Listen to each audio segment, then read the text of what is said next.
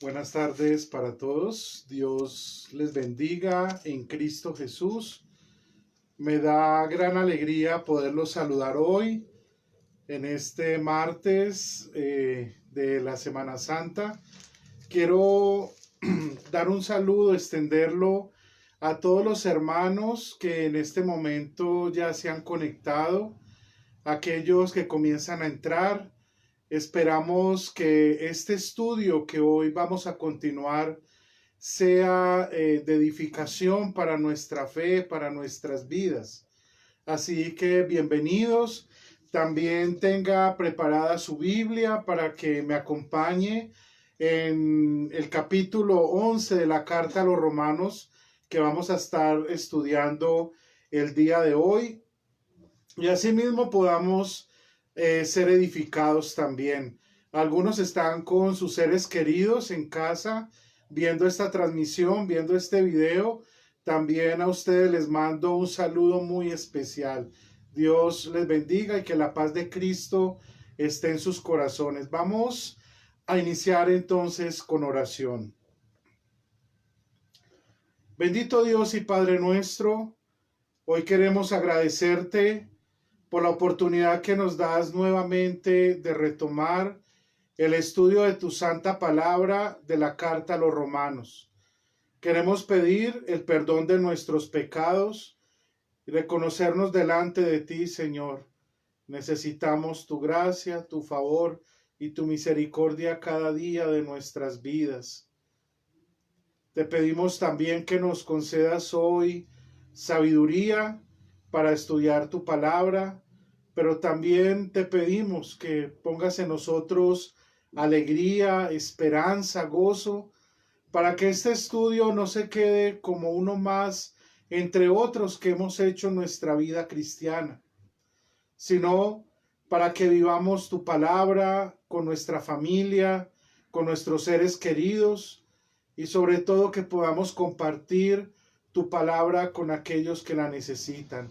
Te agradecemos por los hermanos que están conectados, por los que están entrando, por las personas también que van a ver este video más adelante a través del grupo de nuestra iglesia. Danos tu bendición en Cristo Jesús. Amén.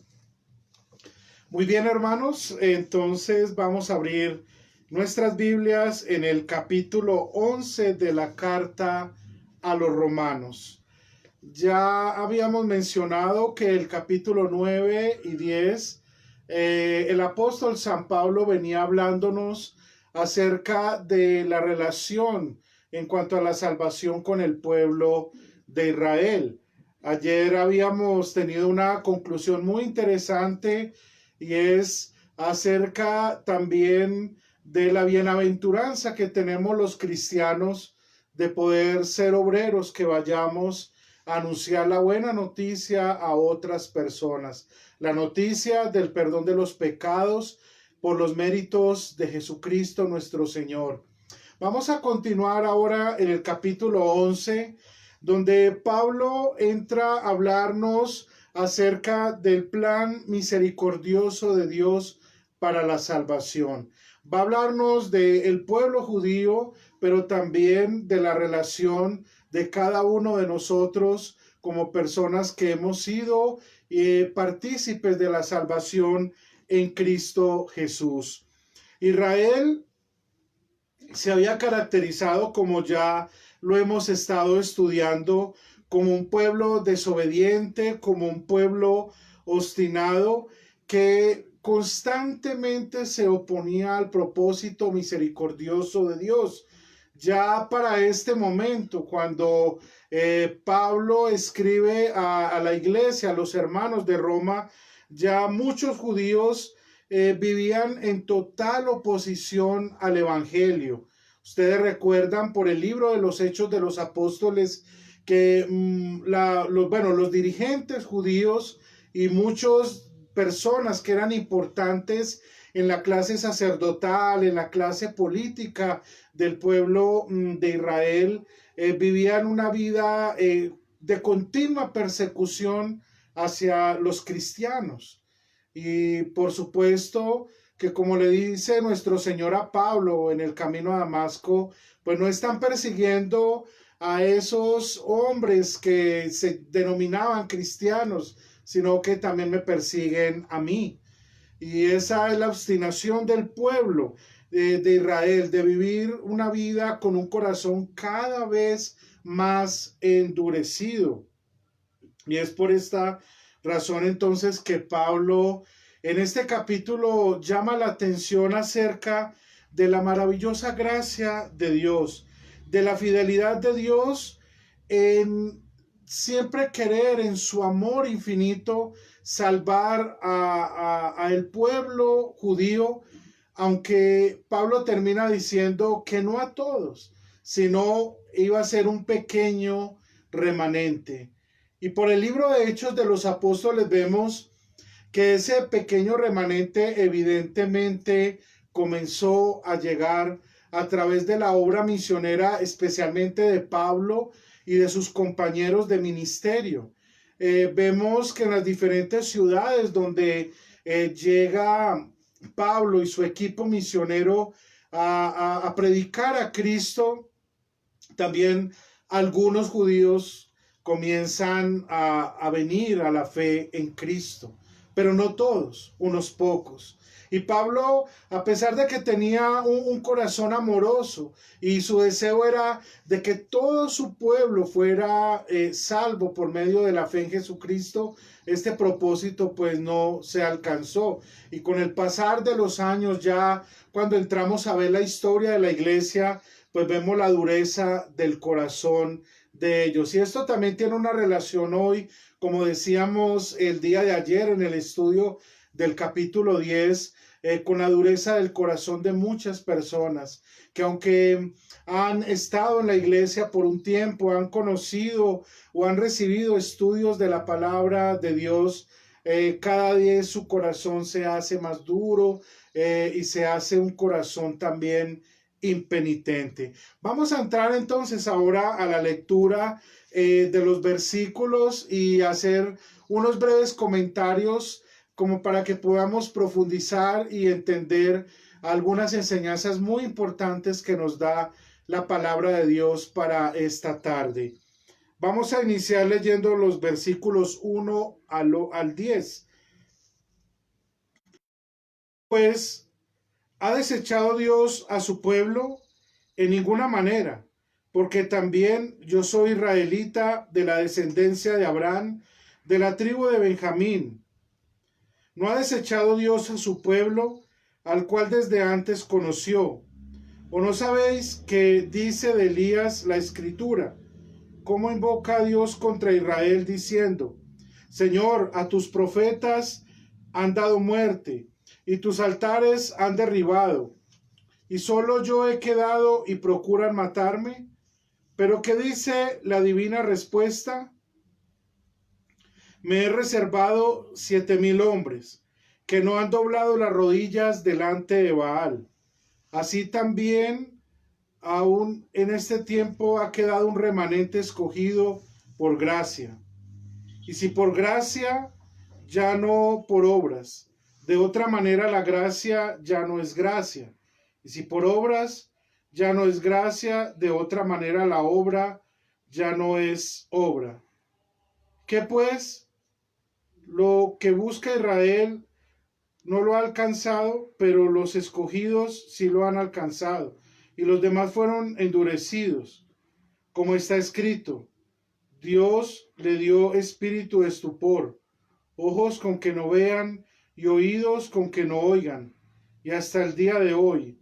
Y dice David, se ha vuelto y se convierte en una trampa de red, en tropiezo y en retribución. Se han oscurecido sus ojos para que no vean, y agóbieles la espalda para siempre. Vamos a devolvernos un poco al versículo 1. ¿Ha desechado Dios a su pueblo? Y recuerdan que Pablo, desde el capítulo 9, el capítulo 10 y ahora en el 11, ha venido haciendo ese tipo de preguntas. Nuevamente la retoma para decir, ¿ha desechado Dios a su pueblo? De ninguna manera lo ha hecho. Y Pablo da dos razones por las cuales Dios no ha desechado a su pueblo. La primera tiene que ver con su propia vida. Pablo dice que él era un israelita de la tribu de Benjamín, un hombre que estaba vinculado al pueblo de Israel, y que Dios, a pesar de su condición de judío, había tenido misericordia de él y lo había hecho parte de su pueblo escogido. La segunda razón es aquella que tiene que ver más con la historia de la Biblia, del Antiguo Testamento. Y ustedes recuerdan muy bien esa historia que personalmente a mí siempre siento como un gran gozo cuando leo la vida del profeta Elías, porque veo un hombre que tiene que sufrir mucho en su ministerio, pero también que él ve la mano de Dios que lo sostiene, que no lo desampara y que siempre está allí respaldándole en su ministerio. En esos tiempos de Elías, ustedes recuerdan lo que viene a suceder con los profetas de Baal, y que prácticamente toda la nación cae en una idolatría profunda y tremenda.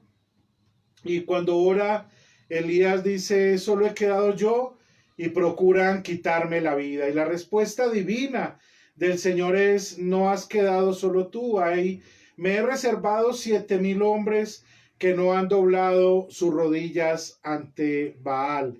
Esa es como la idea que Pablo quiere que nosotros entendamos de lo que es un remanente. Aunque generalizamos muchas veces, pero la obra de la gracia divina en el corazón de los hombres siempre es para salvación, y siempre va a haber un remanente aún en un pueblo que tiene un corazón tan duro como era el pueblo judío.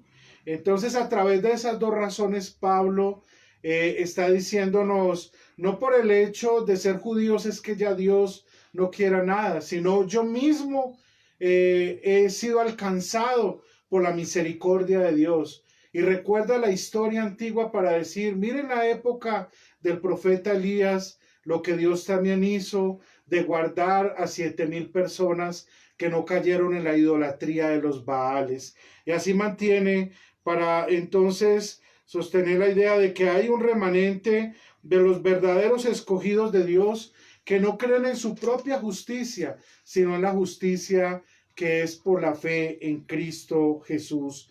Cuando la gente se niega a aceptar la voluntad de Dios, que es lo que vamos viendo más adelante en la misma historia del pueblo de Israel, llega un momento en que ya no pueden continuar recibiendo la misericordia de Dios ni aceptando su favor, porque su corazón se va haciendo más duro.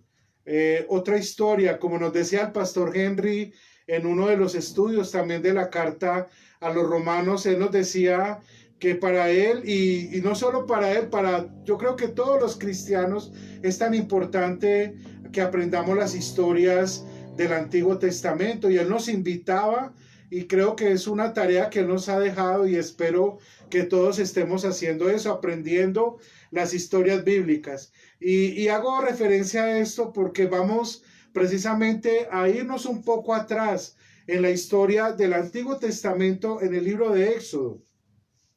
Cuando Moisés, Dios escoge a Moisés y lo llama para que su pueblo pueda salir de la esclavitud de Egipto, vemos la reacción del faraón, y lo que la misma palabra de Dios nos dice es que el corazón de este hombre cada vez se endurecía más por resistir a la palabra de Dios.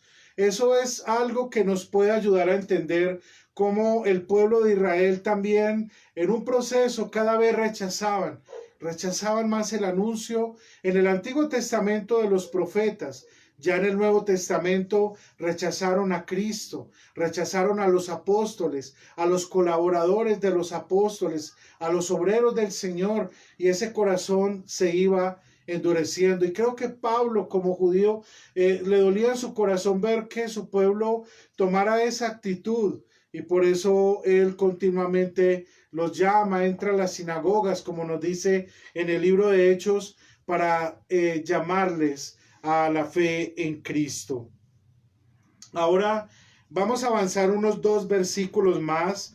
Vamos a dar lectura al versículo 11 y 12. Digo pues, han tropezado los de Israel para que cayesen en ninguna manera. Pero por su transgresión vino la salvación a los gentiles, para provocarles a celos. Y si su transgresión es la riqueza del mundo y su defensión la riqueza de los gentiles, ¿cuánto más su plena restauración? Aquí podemos tomar estos versículos a partir de una pregunta.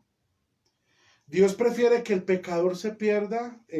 Sabemos que de ninguna manera, porque Cristo murió por todos los pecadores, como el mismo apóstol Pablo también lo enseña. Y la palabra de Dios en muchos pasajes nos deja claro eso. Pero la primera gran bendición que Dios trajo para los gentiles, para nosotros, fue el desprecio que hizo Israel por el evangelio, por medio del cual ustedes recuerdan que el mismo Señor Jesucristo enseñaba la salvación viene por los judíos. Pero ellos, al rechazarla, entonces nos hacen partícipes, y Pablo dice que Dios permite esta circunstancia de que muchos gentiles comiencen a venir a la fe en Cristo, comiencen a vivir una vida cristiana, una vida de gratitud y de servicio a Dios. Y Dios lo hace para provocar a celos, quizás para que ellos al menos por celos puedan acercarse a Cristo. Sin embargo, vemos cuál era la dureza del corazón de ellos, que ni aún así muchos de ellos lo hicieron. Avancemos un poco al versículo 13 hasta el 16.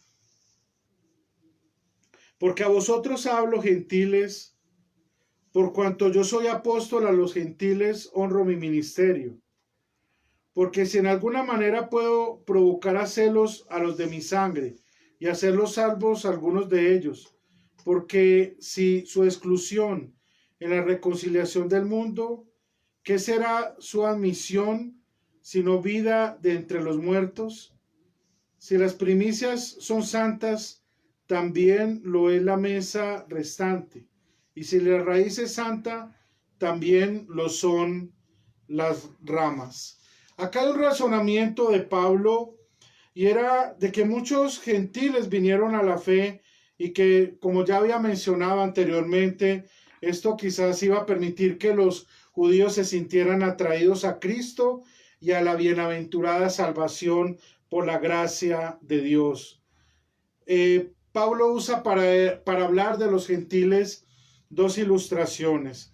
Una, la de las primicias, luego también en esa relación de la salvación dada a los gentiles, pero también que había sido prometida a los judíos, habla también del aspecto agrícola. El vínculo entre la raíz y las ramas, podríamos decir que es lo que Pablo está hablándonos allí. Vamos a avanzar en un poco más hasta el versículo 21, es decir, del 17 al 21. Pues si algunas de las ramas fueron desajadas y tú, siendo olivo silvestre, has sido injertado en lugar de ellas y has sido hecho partícipe de la raíz y de la rica savia del olivo, no te jactes contra las ramas, y si te jactas, sabes que no sustentas tu raíz, sino la raíz te sustenta a ti. Pues pues las ramas, dirás, fueron desgajadas para que yo fuese injertado. Bien, por su incredulidad fueron desajadas. Pero tú, por tu fe, estás en pie. No te ensorbezcas, sino teme. Y avancemos un poquito más en el versículo 21 para que tengamos como la idea general. Porque si Dios no perdonó a las ramas naturales, a ti tampoco te perdonará. Hay varias cosas aquí podríamos decir de lo que la palabra de Dios hoy nos está enseñando. Pero básicamente vamos a pensar un poco en el orgullo. Lo que Pablo y el Señor a través de Pablo nos está diciendo es que pongamos cuidado con el orgullo. El orgullo de que los gentiles en ese momento pudieran considerarse que eran superiores a los judíos. Quizás diciendo, oh, ustedes han rechazado la salvación en Cristo, ahora nosotros espiritualmente somos superiores a ustedes. Y Pablo advierte diciendo, tengan cuidado. Y el versículo 20, dice, no te ensorbezcas, sino teme. Y ahí está la clave también para que entendamos esta sección que acabamos de leer. Nosotros no podemos, en primer lugar, sentirnos superiores a nadie en la salvación. Siempre la palabra de Dios nos va a recordar que hemos sido salvos por la gracia de Dios, no por nuestras obras. Entonces no hay motivo por el cual nosotros nos podamos jactar o llenarnos de orgullo o de superioridad espiritual ante otras personas. Vivamos agradecidos por la salvación que Dios en su misericordia nos ha dado a nosotros a través del sacrificio perfecto de Cristo por nosotros en la cruz. Pero esto no nos da un estatus de superioridad o quizás de sentirnos jueces sobre otras personas. Temamos en amor a Dios y agradezcamos cada día por la salvación que hemos recibido, orando también por los vecinos que a veces tienen un corazón endurecido, por nuestras propias familias que muchas veces se oponen también al Evangelio. Oremos por ello, hagámoslo con humildad, hagámoslo con sencillez y hagámoslo con temor, no con una prepotencia de creernos superiores. Recuerden que cuando estudiamos el capítulo 1 y el capítulo 2, que hablábamos de los grupos a los cuales estaba el juicio de Dios, hablábamos de los moralistas. No caigamos entonces en el moralismo, en creernos superiores a otros, sino mantengamos siempre la humildad y sobre todo la gratitud de lo que Dios ha hecho en nuestras vidas en Cristo. Temamos con un temor reverente. Versículo 22 al 24. Mira pues la bondad y la severidad de Dios. La severidad ciertamente para con los que cayeron, pero la bondad para contigo, si permaneces en esa bondad, pues de otra manera tú también serás cortado. Y aun ellos, si no permaneciesen en incredulidad, serán injertados, pues poderoso es Dios para volverlos a injertar. Versículo 24. Porque si tú fuiste cortado del que por naturaleza es olivo silvestre, y contra naturaleza fuiste injertado en el buen olivo, cuanto más estos, que son las ramas naturales, serán injertados en su propio olivo. Aquí vemos los dos atributos de Dios. Primero vemos a un Dios justo y santo que debe castigar al pecador y al pecado. Pero también vemos a un Dios amoroso y misericordioso que da la salvación y el perdón de los pecados a personas que en un momento no eran dignas, como fue el caso de los gentiles que se menciona allí. Esto que Pablo menciona del Dios justo que debe castigar, pero del Dios amoroso que es misericordioso y salva por gracia, nos alienta también a nosotros, especialmente los hermanos que tenemos la responsabilidad de enseñar la palabra de Dios a otros, de predicar la ley y el evangelio, de predicar, como nos dice Pablo aquí, al Dios justo y santo que castiga el pecado, pero también al Dios amoroso y misericordioso que por amor y gracia perdona nuestros pecados. Así que los gentiles, y Pablo usa una gran ilustración. Si ustedes eran de otro árbol, digámoslo así, y fueron injertados como contra la naturaleza, en cuánto más las verdaderas ramas van a ser injertados en eso, en esa raíz para que puedan crecer. Por eso se nos alienta a tener temor, a ser humildes y a reconocer que ha sido la gracia y la misericordia de Dios las que nos ha permitido disfrutar de la salvación y de la vida eterna. Vamos a avanzar un poco más, los versículos 25 al 27, porque no quiero, hermanos, que ignoréis este misterio, para que no seáis arrogantes en cuanto a vosotros mismos, que ha acontecido a Israel endurecimiento en parte, hasta que haya entrado la plenitud de los gentiles. Y cuando todo Israel sea salvo, como está escrito, vendrá de Sión el libertador, que apartará de Jacob la impiedad. Y este será mi pacto con ellos, cuando yo quite sus pecados. Así que en cuanto al evangelio, son enemigos por causa de vosotros, pero en cuanto a la elección, son amados por causa de los padres, porque irrevocables son los dones y el llamamiento de Dios. Pues como vosotros también en otro tiempo erais desobedientes a Dios, pero ahora habéis alcanzado misericordia por la desobediencia de ellos, así también estos ahora han sido desobedientes, para que por la misericordia descienda a vosotros, ellos también alcancen misericordia, porque Dios sujetó a todos en desobediencia para tener misericordia de todos. Aquí Pablo usa una palabra que en el Nuevo Testamento aparece en algunas cartas, en la carta a los Romanos, en la carta a los Efesios, y es la palabra misterio. Misterio entendido como algo que no puede ser entendido bajo la condición o la naturaleza humana.